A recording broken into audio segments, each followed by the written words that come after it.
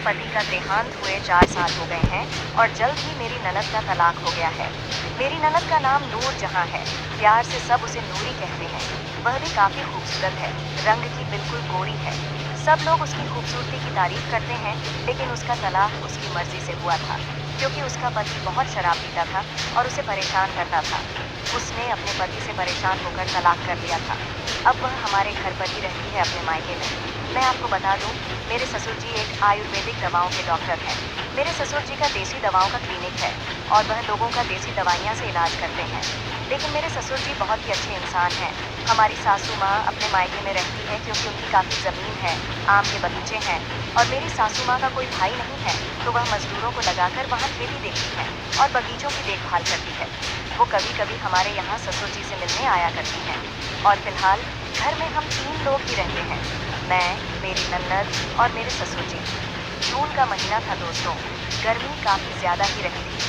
तभी मेरी ननद नूरी कहने लगी कि भाभी घर में बहुत ज़्यादा हो रही है, चलिए हम लोग कहीं घूमने चलते हैं। मैंने नूरी से कहा, तुम कह तो ठीक रही हो, लेकिन हम दोनों के साथ में जाएगा कौन, क्योंकि ससुर जी भी तैयार नहीं होंगे। फिर नूरी बोली, मैं किसी तरह उनको तैयार करती हूँ घूमने के लिए। तो मैंने कहा ठीक है। फिर नूरी ने कुछ देर बाद मुझसे बताया कि बहुत कहने के बाद ससुर जी तैयार हुए, लेकिन वो कहने लगे, तुम्हें घूमने जाना कहाँ है। हमने प्लान बनाया कि हम गोवा घूमने जाएंगे। फिर उसने ससुर को बताया कि हम गोवा घूमने जाएंगे। अब वह हमारी बात मान गए और कहने लगे, चलो ठीक है, मैं तुम दोनों को अच्छे से गोवा घुमाने ले चलूँगा। उनकी इस बात में कोई इशारा छिपा था। उन्होंने 3 टिकट बुक करवा लिए और हमारी फ्लाइट 9 जून की थी, दोपहर 3 बजे की। फिर हम तीनों ने जल्दी जल्दी अपने अपने कपड़े पैक किए। फिर हम घर से निकल गए। हम दिल्ली एयरपोर्ट पर पहुंचे तो वहां पर प्लेन 1 घंटे लेट थी, लेकिन हमें वहां बैठकर बहुत अच्छा लग रहा था।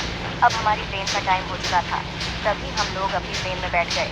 लगभग 2-3 घंटे लगे होंगे हमें वहां पहुंचने में और हम लोग गोवा पहुंच चुके थे। तब शाम को 6 बज गए थे।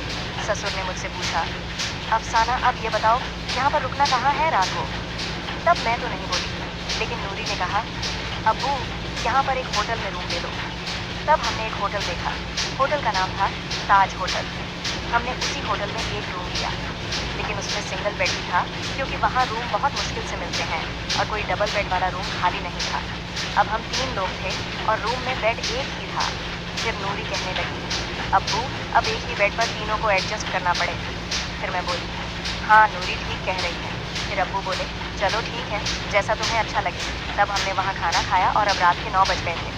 फिर हम सब सोने लगे। जब नूरी को नींद लग गई, तभी अचानक से मेरा हाथ मेरे ससुर जी के उस पर चला गया और ससुर जी का तंबू टेंट बड़ा हो गया। फिर क्या था, ससुर जी भी जगे हुए ही थे। दोस्तों, इसके बाद जो जो हुआ मैं क्या ही बताऊं।